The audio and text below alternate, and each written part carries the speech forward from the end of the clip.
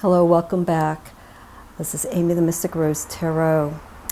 So I came across an interesting discussion with Justin Michael on YouTube, on his channel, and he had his guest, Chris, from Elemental Carotmancy, and they were talking about the relationship of the major arcana, the trumps, and they hit upon something that will be the next video after this gets posted.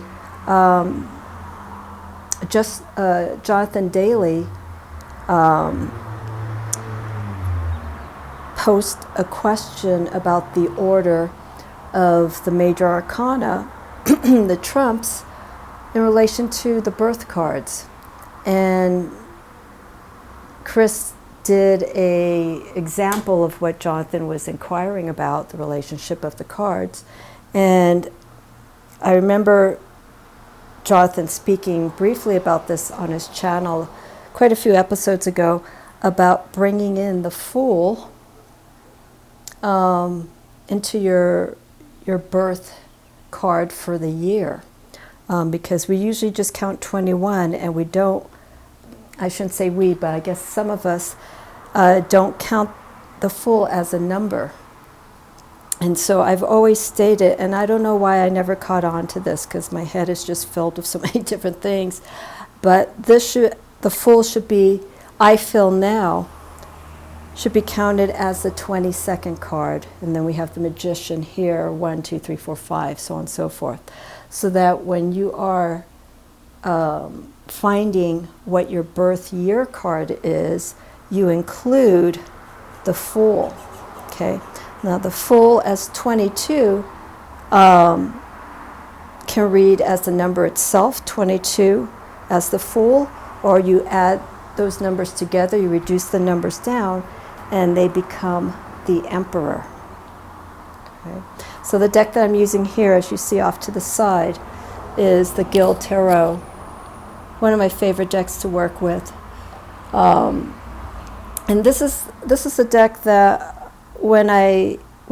after I watched the video of Justin and Chris talking about this, right away the Guild Tarot came into my mind. And later that evening I opened up the deck and I just pulled out all my majors and put them in different orders, put them in the order of from the Fool, or from the Magician to the Fool. But also, I'm going to do this midway into this discussion, also change the order regards for the planetary references, because we have 12 astrological signs and we also have 10 planetary signs, all representing the major arcana. Now the relationship of the planets and the astrological signs in the major arcana is interesting, because you can mix and match these, right? So we have the Empress. I'm not going to, trying hard not to sidetrack. We have the Empress that could represent Venus, but also can represent the sign of Taurus. And also Libra is ruled by Venus.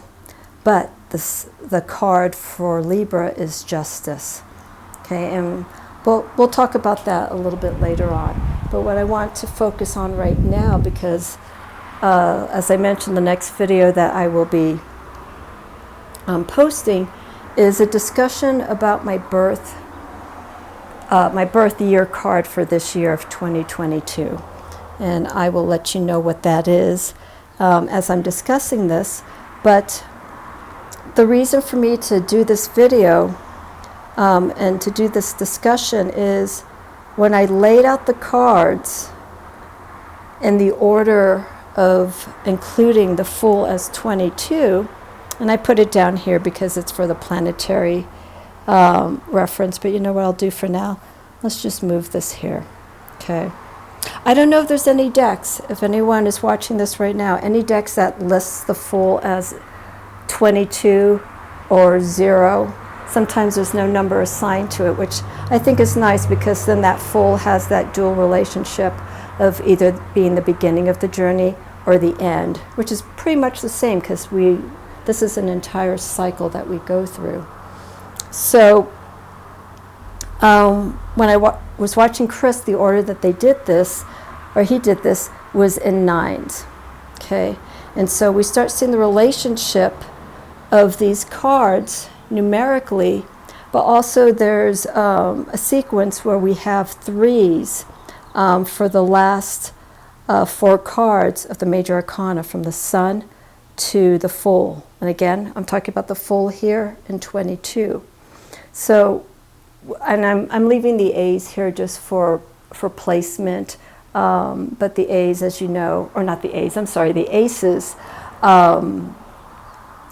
indicate the beginnings of the major arcana. I will not be showing the major arcana in this discussion, but I just placed it there so you can see elementally the energy of those aces. So you can refer to these. This is their pentacles, coins, ace for coins, ace of coins for wealth, earth sign, ace of air or ace of swords for energy. Okay, here we go. Pentacles, coins, earth. Just very briefly, so I don't miss anything out. Or ace of swords or air, energy.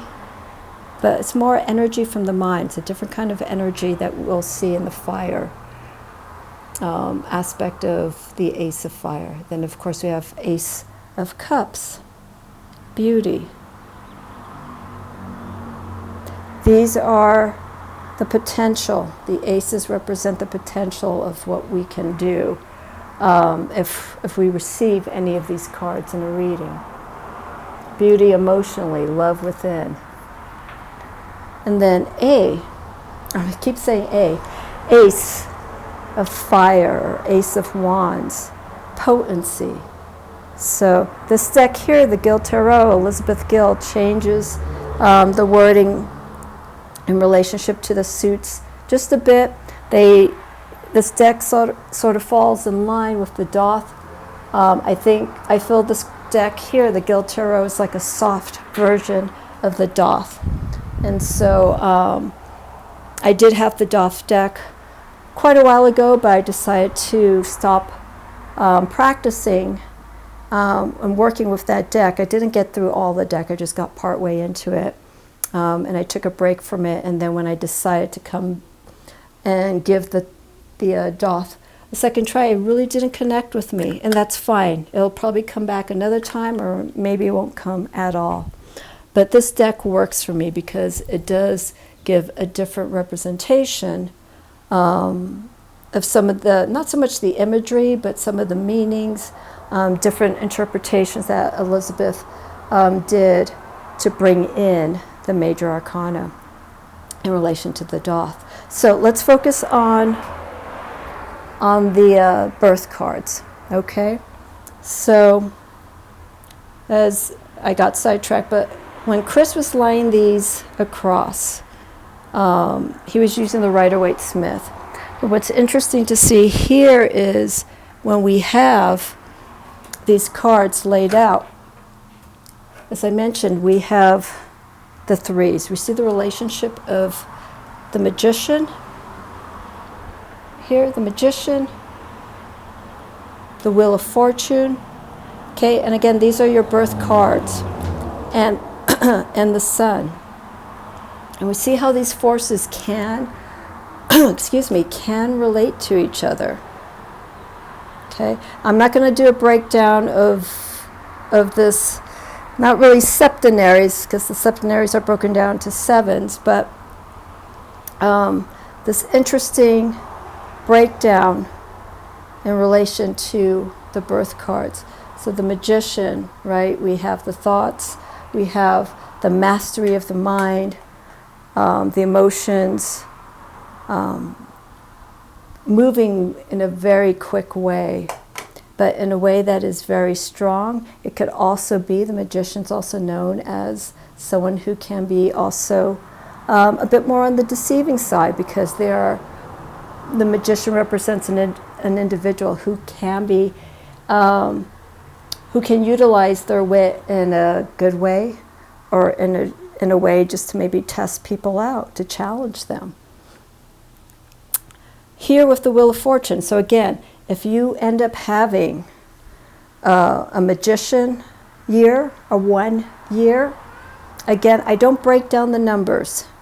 Okay, so if you happen to have a 21 birth number year, like this is your card, I keep it as the world, but you can also add the 2 plus 1 to the 3. We have the 2 plus 1 here as well, reversed, the Hangman as a 3. So that's what we're seeing here. We're seeing the relationships of these numbers, how they add up to. Okay, we got 10 here. 9 plus 1 also comes down to 10. So numerically, we see the relationship of that number.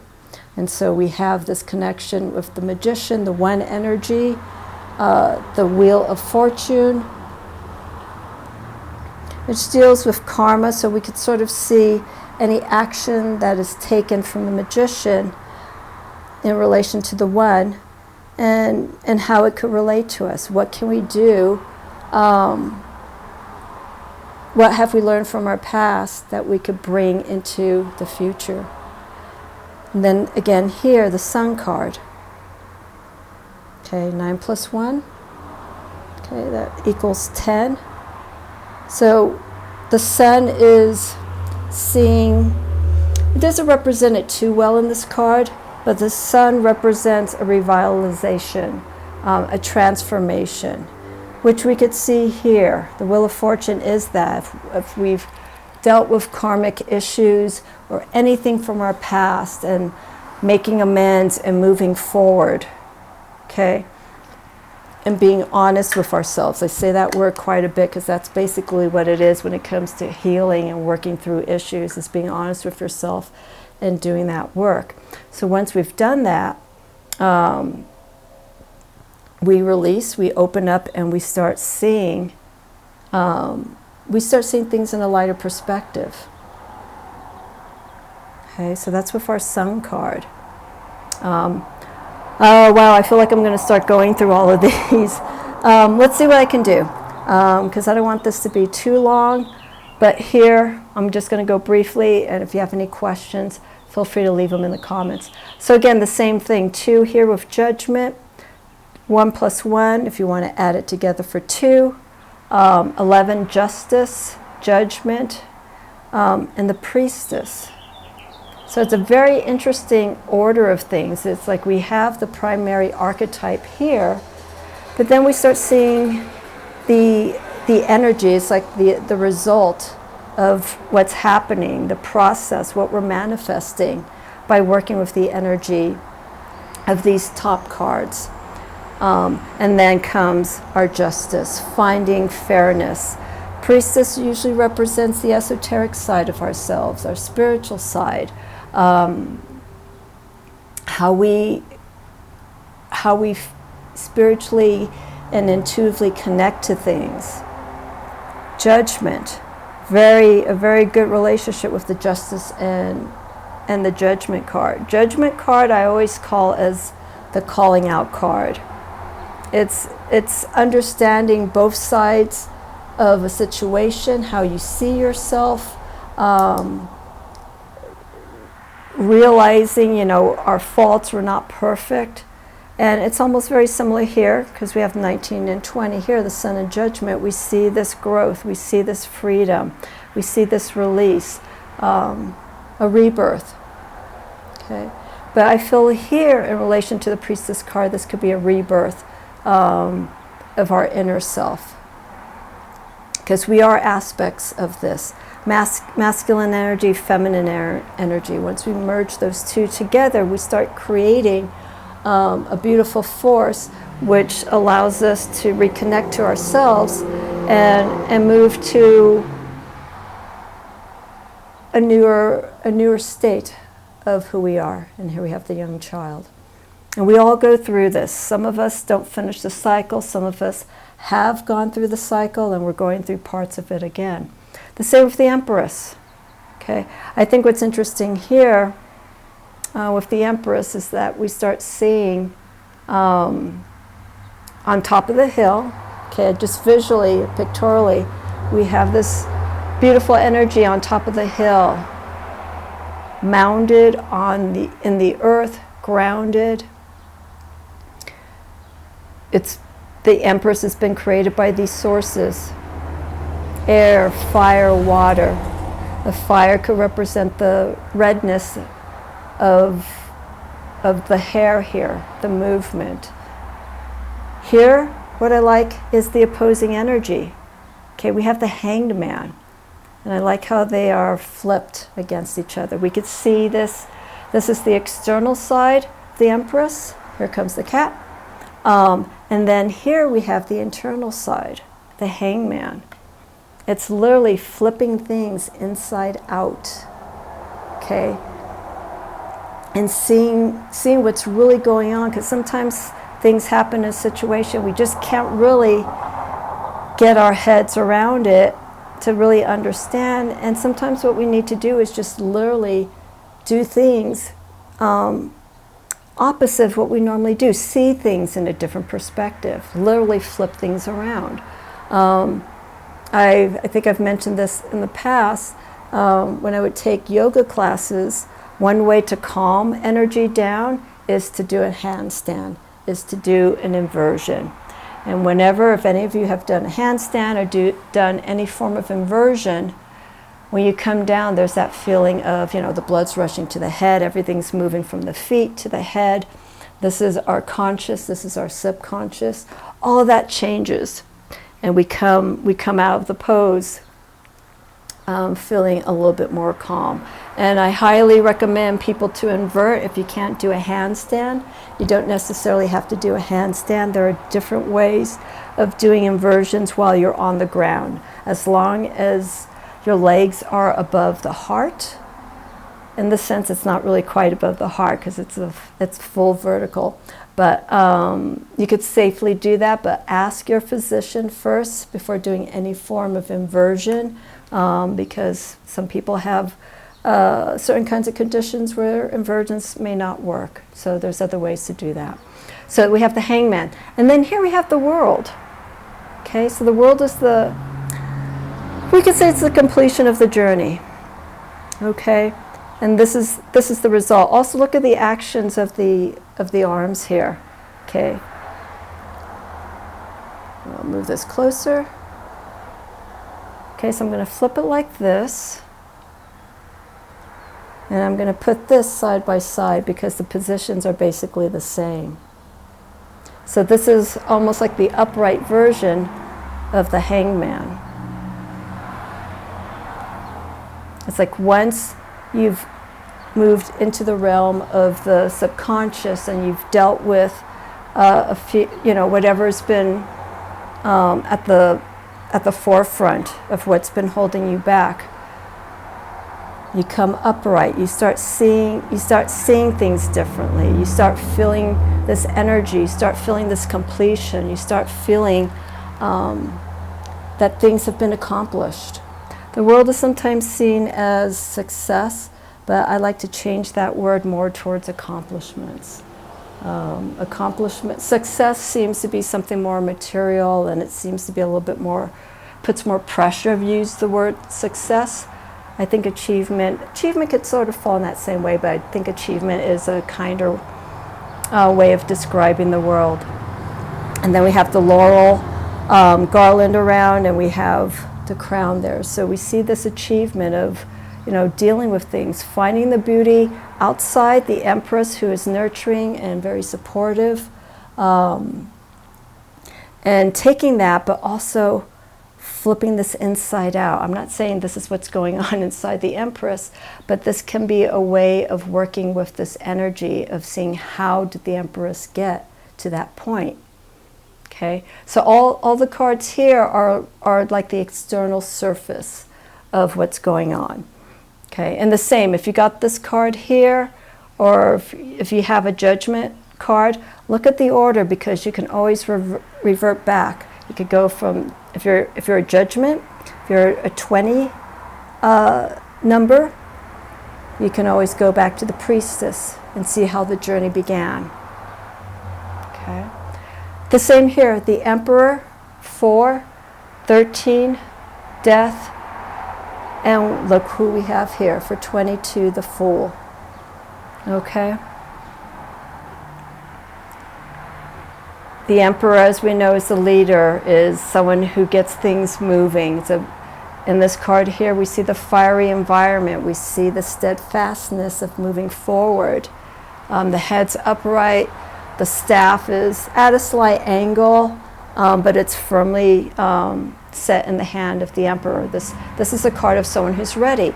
Also, here with the Death card, we're starting to see this movement of release, letting go of the past, just getting rid of things. Okay, and that's the premise when you really think about it with the tarot. A lot of it has to do with release and letting go. But when you do a tarot reading and you mix the suits, the courts, the minor arcana and the major arcana, we see the journey. We see different ways that we can work through these challenges. And then here's the liberation. And what's interesting here with these cards here, 19, 20, 21, and 22 for the Fool, we see, look, the hands are up. We're seeing a liberation. We're seeing a freedom. Okay. Now, depending on the deck that you have, okay, if you laid your cards out like this, 1 through 9, and then 10 through 18, and then 19 to 22, or 0, whatever deck you have, the energy may read differently. I'm just using this deck in particular because I think it works very well for me for breaking down the birth cards and the relationship to the cards associated with them. The Priest, the Hierophant. Last year we were in a 5-year. Here we have 4 plus 1, Temperance. Okay. Now the Priest is someone who has that knowledge, has the experience, and this is the result of taking, I'm going to move this here, having patience, seeing both things, creating balance within and without. This is how you get to this point. Okay, the Priestess represents, spiritual knowledge. I always see the Hierophant as someone who is not so much associated with religion, but someone who has worldly experience and has something to share with other people, something that this individual feels that by speaking to other people who are open-minded and hearted, that they can learn something from it. But the way we get to this Priest card is through Temperance. Okay? And interesting enough, I'll just point this out really quickly. The Hierophant is normally associated with the sign of Taurus, but here we have Sagittarius. Temperance is the card that is associated with the sign of Sagittarius. So if you want to utilize Taurian energy and Sagittarius energy, which would be earth and fire, it could work, but I think it's best to stick to the meanings of the major arcana archetypes in relation to their energy and what they represent, and not so much the astrology. Okay, so we're seeing the balance. We're seeing the light and the dark, within and without. And this is how we get to this point of stillness. We see the movement here, and then we see the result. Okay. Alrighty, so next, the Lovers. Okay, so we've already covered here down to the Fool. So this is something that I could explore at another point. We can also change these orders around so that we can line these cards up 22 in a way that maybe we can do. Let me think about this. Yeah, because there's no number that when you multiply it goes to 22. We can only do sets of 7. You could do 7 and then line them up as 7, and then 8 can come back to the Magician, 9. But in this case, I liked the way that to include the Fool, the order that Chris put it in the discussion. So Okay, so the lovers, these two actually work, they're connected to each other. So the lovers, we see that connection, finding that person who, not, I want to say soulmate, but partner that understands, understands how you speak, how you feel. There's an instant partnership, there's an instant connection with the Lover's card. Doesn't necessarily mean relationships. It could, but you need to have other cards in a reading to really back that up. But for this card here, it basically is a reminder of how we connect to each other, but more at an intellectual level, the ways that we communicate.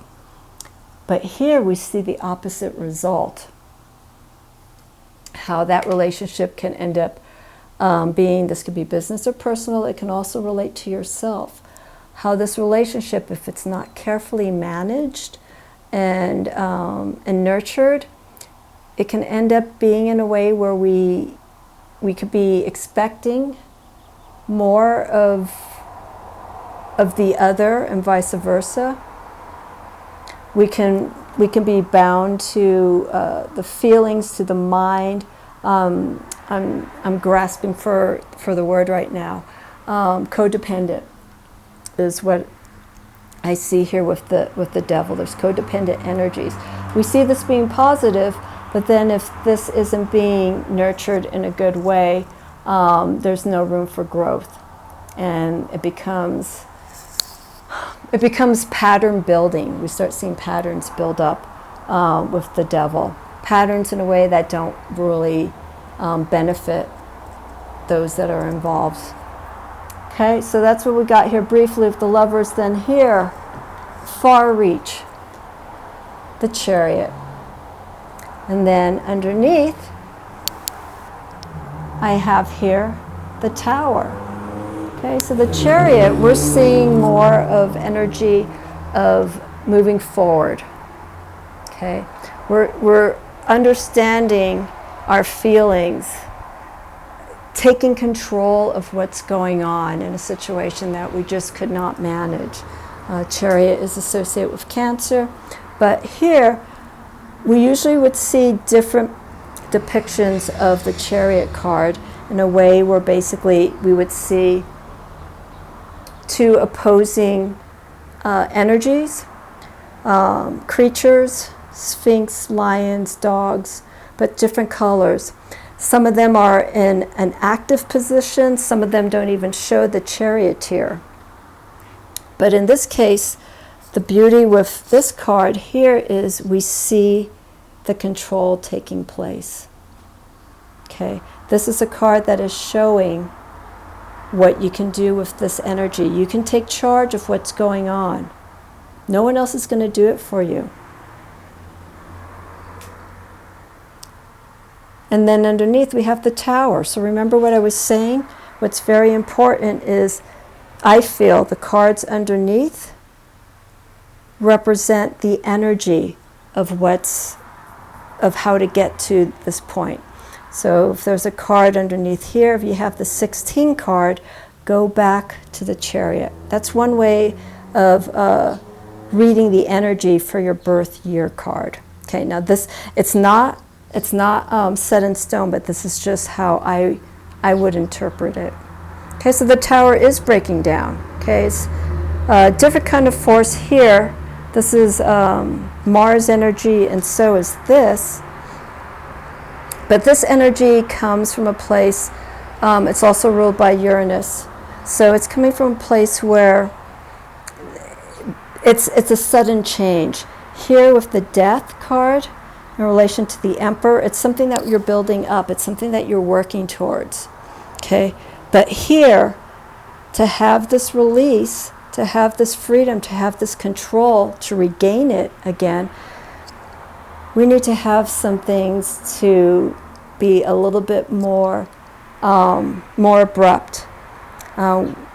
Sometimes when things just are not working in the right direction, and you can't really get to it, sometimes it's just best to just release everything, let it go. Even if there's some good that was in it, start fresh with the Tower. Let it go.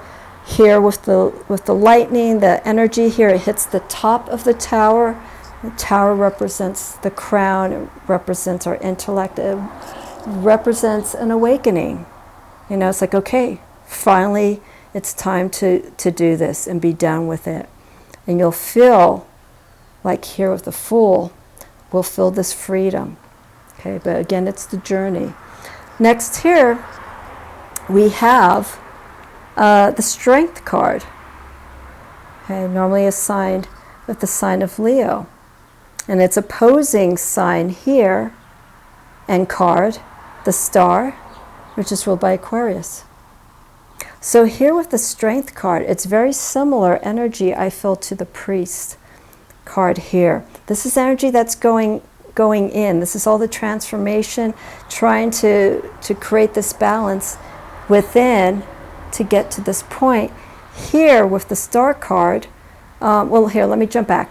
The Strength card represents, I always like to say, our inner instincts, our primal energy, our force, how we deal with things at an external level. This is what's going on inside. The Star card, this is the healer. This is the one that sees things. And if you, I don't know if you can see here very carefully, we have the reflection. Okay? We're seeing the shift take place through this vitality, this inner confidence that we have, this inner self-belief with the Strength card. Self-control, also very similar here. But in doing so, to get to this point and vice versa, we have to see things in a different way. We have to make those changes that may be out of the ordinary. Okay? And this is something that you fully believe in yourself when you get to this card here of the Strength card. Okay, so again, 7 and 1, 8, 17, 8, 16, 6 plus 1, 7, so on and so forth. Okay, so this is just a different way of seeing how we can read the major arcana when it comes to our birth cards. Here again, the Hermit, okay, ruled by Virgo, and the Moon. I think this is a beautiful relationship, especially with this deck, the way it's showcased. This is my birth card for this year. So everything is veiled, everything externally becomes, this is my interpretation, becomes less of an issue. It's important, it's there, but the focus is within. Feeling all the changes, feeling what you need to do to make the shifts that are currently happening to become of some sort of direction for you. We have 9, 8 plus 1, 18. We have our Moon card, okay, ruled by Pisces, which is the opposing sign for Virgo. It's one of my favorite cards here. So the energy here with the Hermit, this is what's going on inside. Okay, sorry if you keep seeing my cord come in. This is what's going on inside. This is what needs to be done. We're facing our fears, crying, letting go. I'm listening to myself as I say this because if this is what's needed. And I'm experiencing some of this energy here. And trusting with our intuition. And I think this is something that I feel I need to focus on more, because there are times that I can't get to my practice, cards, reading, so on and so forth, divination all the time. And I feel that sometimes I lose this connection to the Hermit, to my inner self. And so knowing that the Hermit is this birth card for this year of 2022 and using the guidance of the moon, this is going to be pretty deep for me. So we'll see what's going to happen. My birth year card took place about almost 2 months ago. So that's how I use my birth cards. I start from the birth date of my year, and I go into the birth date of the following year. That year will be my birth card year, and that's the energy, that's the guidance that I would be working with for that year. Okay, so basically going back really quickly, these numbers are already reduced. Okay, so that's what I'm saying. You can use these cards as reduction cards in relation to your year. So if you are 21, you can look back at these cards. They're extra archetypes. They're extra messages that you can look for when it comes to your birth card. And again, you can play with the order, but I really like the way Chris laid this out, because it makes sense, because numerically we have all the numbers lined up. And so from 5, 14 all the way to 9 and 18, these are the 2 cards to work with. Like, this is your birth card, or if this is your birth card year, you work with these 2 energies. And then you can do readings around that.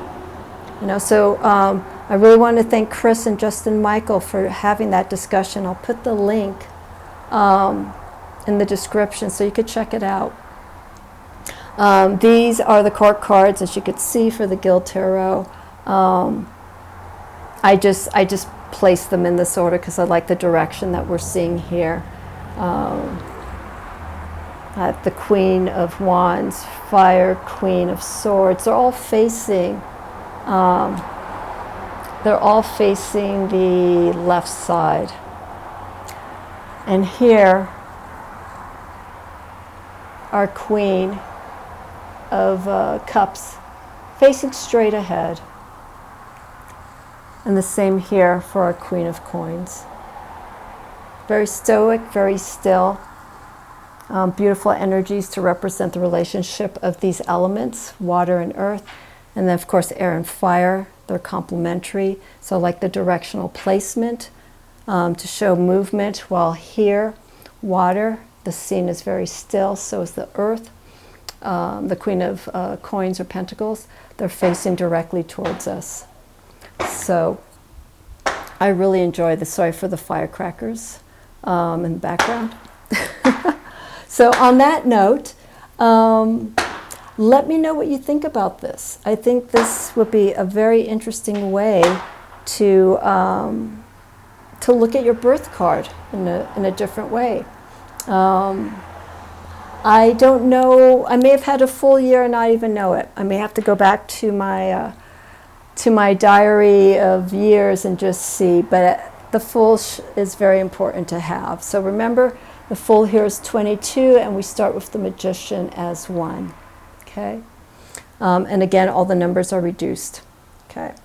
Alrighty, so that's it. I'm going to record my video to discuss my year, the Hermit year, a little bit, and just to share some reflections. I covered a little bit about the Hermit and the Moon card in relation to my journey for the next year, for my birth year. But yeah, hang tight for that. And I look forward to seeing you soon. Any comments, please leave them below and let people know about this channel. I think it'll be, I think this episode here will be of great guidance for people. All right? Thanks so much. I will see you all again soon. Thank you so much for watching.